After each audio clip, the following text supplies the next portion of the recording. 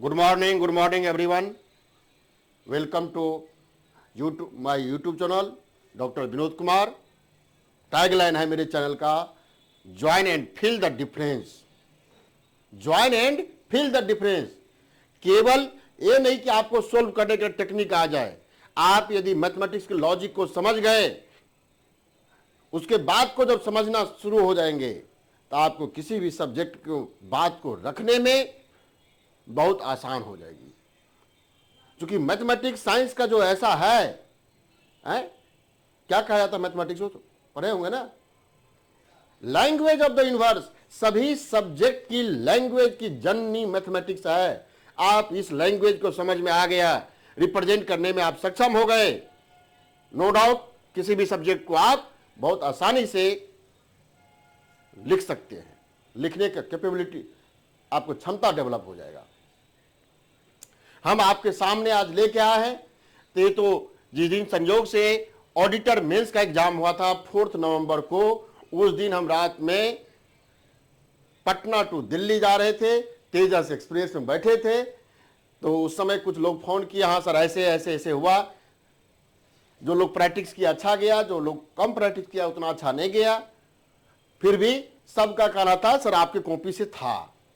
तो चलिए भाई, उसमें कुछ लोग सॉल्यूशन क्या होगा, कैसे लिखा जाएगा, उसके लिए भी है। और जो लोग को कुछ हिंट चाहिए, कुछ मिलना चाहिए रास्ता, उसके लिए भी है। प्लीज आपसे रिक्वेस्ट है कि आप बीपीएससी मैथ का सब्जेक्ट ऑप्शनल उठा के देखेंगे। बिहार में जो लोग compete कर रहे हैं वह इंजीनियरिंग बैकग्राउंड के है या दिल्ली से रिलेटेड कोई लोग तैयारी करके आए, वही लोग है। बिहार में तो कोई लोग प्रॉपर काम नहीं कर रहे हैं इस पर। तो प्लीज आप इस वीडियो को सर्कुलेट कीजिए, जितना हो सके आप बढ़ाइए, और चैनल को सब्सक्राइब कीजिए, लाइक कीजिए, और जितना हो सकता है, क्योंकि हम तो कॉलेज में भी है, जो लोग हमको जान रहे हैं कॉलेज में भी है, उससे टाइम निकाल करके एमएससी का भी बैच चल रहा है, तो जितना हो सकता है हम करने के लिए हैं, कर रहे हैं, आपके सामने देने का प्रयास कर रहे हैं। बीपीएससी ऑडिटर मेंस का सेक्शन फर्स्ट का पहला ही क्वेश्चन था।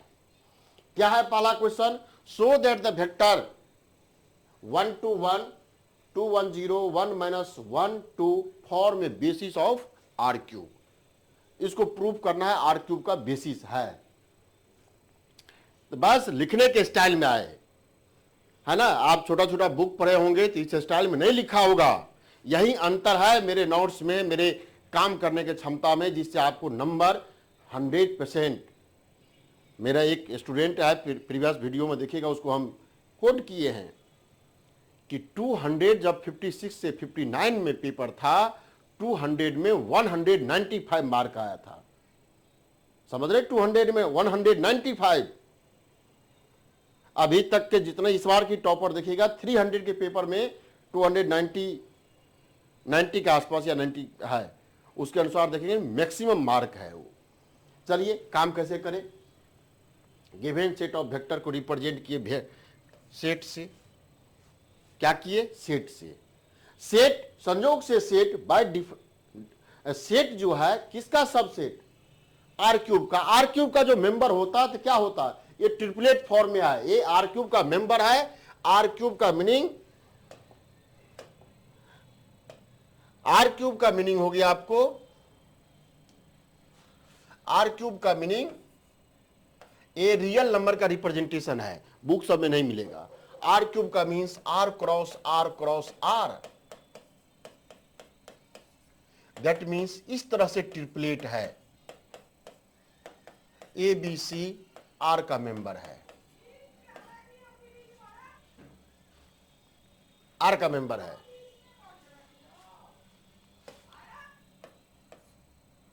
ए बी सी कहां का मेंबर है? A B C belongs to R का मेंबर है ना।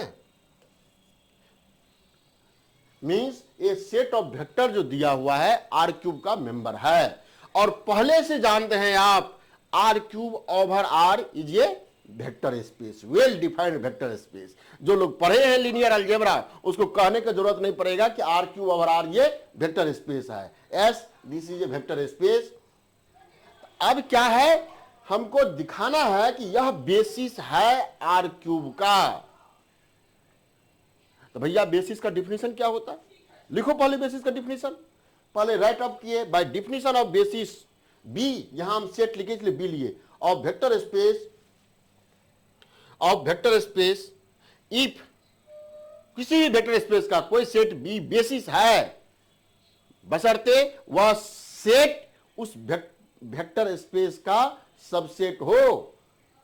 B is linearly independent set of vectors, B जो सेट है लीनियरली इंडिपेंडेंट हो जाए, और linear span of B is equal to the vector का कलेक्शन जो है, यहां आर क्यूब है, आर क्यूब का टोटल हो जाए, यानी लीनियर स्पेन का मीनिंग आपके हाथ में आया। लीनियर स्पेन को लिखा जाता है एल कर्ली ब्रैकेट में B equal to R cube. चलिए, ये दो बात यदि आप प्रूफ कर देंगे, किसी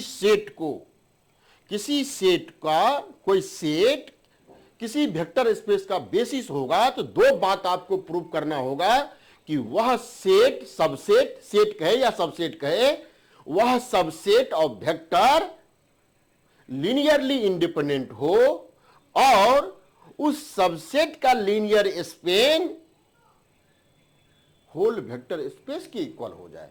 इस दो बात को प्रूफ कर देंगे, तब आपको ये कंफर्मेशन मिल जाएगा कि यह बी इस वेक्टर स्पेस का क्या है, बेसिस है ना, बेसिस है। चलिए, अब इसके लिए प्रूफ किए, पहला में four, B is LI means linearly independent.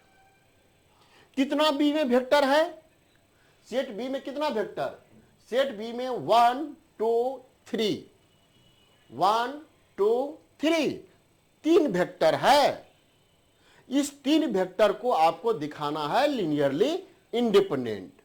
ये वेक्टर स्पेस आर क्यूब कहां बन रहा है, ओवर आर पर, ठीक है। कोई ओवर आर लिखे फिर भी बन जाएगा, ओवर क्यू लिखे फिर भी बन जाएगा। एक क्वेश्चन में छोड़ा हुआ है, हम इसमें किसी भी फील्ड पर जो सब फील्ड होता है उस पर लेके आए बीज एलाई। तो ये लिखा है देयर एग्जिस्ट, जो मैथमेटिक्स के लोग नहीं है सिंबल समझने में दिक्कत होगा, there exist A B C belongs to R such that A हुआ लीनियर कॉम्बिनेशन। क्या करेंगे, जितने वेक्टर है, कितना नंबर है, 1 2 3, सेट में जितना वेक्टर है उतना वेरिएबल आप एग्जिस्ट कराएंगे। कहां से, जिस फील्ड पर वह वेक्टर स्पेस बन रहा था। आर क्यूब किस पर बनता, आर पर, तो आर का 3 मेंबर लिए। अब कैसे एलाई दिखाना है, इस 3 मेंबर में तीनों वेक्टर के साथ गुना करके linear span, a linear combination of vector लिखा हुआ है, इसको कहते हैं लीनियर कॉम्बिनेशन ऑफ वेक्टर, वह इक्वल टू 0 करेंगे, 0 लिखा हुआ है। बस अब इस इक्वेशन को सोल्व कर दिए, जरा सा सोल्व किए तो देखिए हम डायरेक्ट मैट्रिक्स फॉर्म में लिखे हैं। मैट्रिक्स फॉर्म में लिखते देखिए जरा सा, ए किससे गुना है, 1 to 1 से। ये यहां गुना करते 1 to 1 से गुना हो जाता। बस कुछ करना नहीं है, बनाने वक्त थोड़ा सावधानी पूर्वक 1 2 क्वेश्चन बनाएंगे, तुरंत आपको पकड़ में आ जाए कैसे लिखते हैं। ये जो A1 से है, इसका पहला, इसको रो बना लीजिए, इसको फर्स्ट रो में, इसका सेकेंड रो, इसका थर्ड मीन्स कॉलम हो गया, थर्ड कॉलम यानी थर्ड रो में कन्वर्ट हो गया। मीन्स इस मैट्रिक्स का ऑर्डर कितना है, 3 क्रॉस 3, वेरिएबल कितना है 3 क्रॉस 1, गुना होने योग सिस्टम है, मल्टीप्लिकेशन होने योग सिस्टम है, मल्टीप्लिकेशन किए कितना क्रॉस का आया 3 क्रॉस 1। अब आपको क्या करना है, लीनियरली इंडिपेंडेंट होना चाहिए, मींस ए बी सी जो वेरिएबल है इसका वैल्यू एग्जैक्टली 0 ही होना चाहिए। 0 के अलावा तीनों टप्पल ए बी सी तीनों एक साथ जीरो ही हो, जीरो के अलावा कोई मेंबर ना हो, तब बी लीनियरली इंडिपेंडेंट हो जाता। तो भैया दिखाने के लिए क्या करते, अब देखिए बहुत सारा टेक्निक है, हम लोग तो मैथमेटिक्स के लोग हैं, जो थोड़ा पकड़ लीजिएगा तो मुश्किल से यहां 2 लाइन लिखने की जरूरत होता है। कैसे कि ये आपका सिस्टम हो गया homogeneous system, A X equal to zero, A X equal to zero homogeneous system है। होमोजीनियस सिस्टम आप लोग जानते हैं, या जो हमसे पढ़े हैं या कहीं और पढ़े हैं, होमोजीनियस सिस्टम क्या होता है, always consistent. X equal to zero उठा के रखते, X equal to zero always solution होता है। रखिए एक्स इजकल टू जीरो इस इक्वेशन में, A into zero equal to zero. As homogeneous system का एक जीरो सोल्यूशन तो ऑलवेज है, जिसको ट्रिवियल सोल्यूशन कहते हैं। ठीक है, उसके बाद इस सिस्टम का डिस्कस होकर आता है कि एक कब हुआ, यदि इस मैट्रिक्स का रैंक n कितना ऑर्डर का है, ए n क्रॉस 1 है, ए m क्रॉस n हो जाए। नंबर ऑफ वेरिएबल एक कंडीशन आता है, यदि स्क्वायर मैट्रिक्स हुआ था डिटरमिनेंट ए का नॉन जीरो हो जाए। चलिए भाई, इसके लिए ज्यादा डिटेल में करेंगे तो बहुत बड़ा वीडियो हो जाएगा। इस मैट्रिक्स को हम केवल दिखाना है कैसे होता है, तो तुरंत इस मैट्रिक्स का रैंक निकाल लीजिए। रैंक निकाले, रैंक निकालने का मीन्स जितना वेरिएबल है इतना ही रैंक आ जाए, तो निश्चित रूपेण x equal to zero only solution आ जाता। That means if rank of a equal to number of variables ऐसा हो जाए, then x equal to zero is unique solution. ये थ्योरम है आपके हाथ में, इस थ्योरम को लगा दिए, यूनिक सोल्यूशन। कब, रैंक ए, रैंक ए क्या हो गया, if rank of A equal to number of variable. इसका मीनिंग क्या हुआ, इस मैट्रिक्स ए का एक सब मैट्रिक्स ऐसा जरूर बनता जो नॉन सिंगुलर होता, there order is highest order non singular matrix exist. चलिए भाई, ए मैट्रिक्स है आपका, इस मैट्रिक्स का हम क्या किए, रैंक देखने के लिए डिटरमिनेंट निकाले। नॉन सिंगुलर, नॉन सिंगुलर का क्या मीनिंग हुआ, उस मैट्रिक्स का डिटरमिनेंट नॉन जीरो होना चाहिए। इस मैट्रिक्स का डिटरमिनेंट निकाले, डिटरमिनेंट देखिए कितना आ गया, -5। सबको डिटरमिनेंट निकालने आ रहा है, लिखना क्या, 12 से पढ़ के आ रहे हैं आप, डिटरमिनेंट कितना, -5। हमको डेटा से कुछ लेना देना नहीं, इनकेस कैलकुलेशन में मिस्टेक हो जाए यहां डिटरमिनेंट में, कोई घबराने वाला बात नहीं है।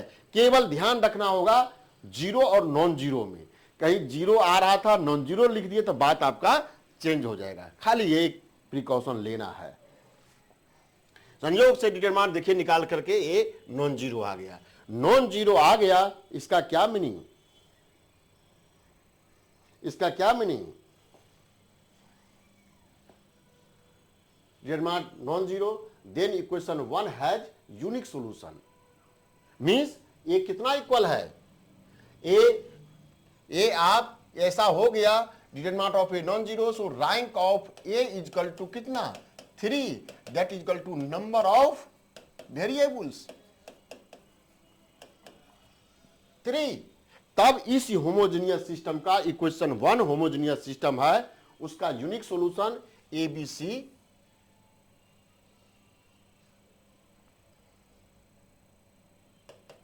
0 लिख दिए तर्क, rank 3 B is linearly independent. पहला बात तो हो गया आपको, B is linearly independent proof हो गया। दूसरा बात में लीनियर स्पेन, कोई भी वेक्टर अल्फा आर क्यू है इस तरह से लिखेंगे, a1 b1 c1 का क्या वैल्यू होगा, यूनिक वैल्यू। या इसको अरेंज करके दिखा दिए, देखिए ये कितना है, टप्पल में खाली क्या किए, लीनियर कॉम्बिनेशन लिखे। ये कितना टप्पल में, a + 2b + c, 2a + b - c, a + 2c।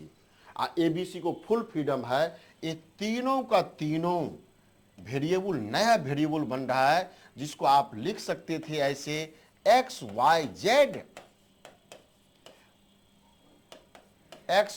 z belongs to r, और x equal to a + 2b + c y equal to 2a plus B minus C, z equal to a plus 2c, तीनों का तीनों independent condition है। As this is a linear span, B set vector का linear span है जो are cube की equal हो गया। एस अब डिसाइड हो गया बी लीनियरली इंडिपेंडेंट है और लीनियर स्पेन आर क्यूब है, hence B is a basis of the vector space. दूसरा बी में क्वेश्चन है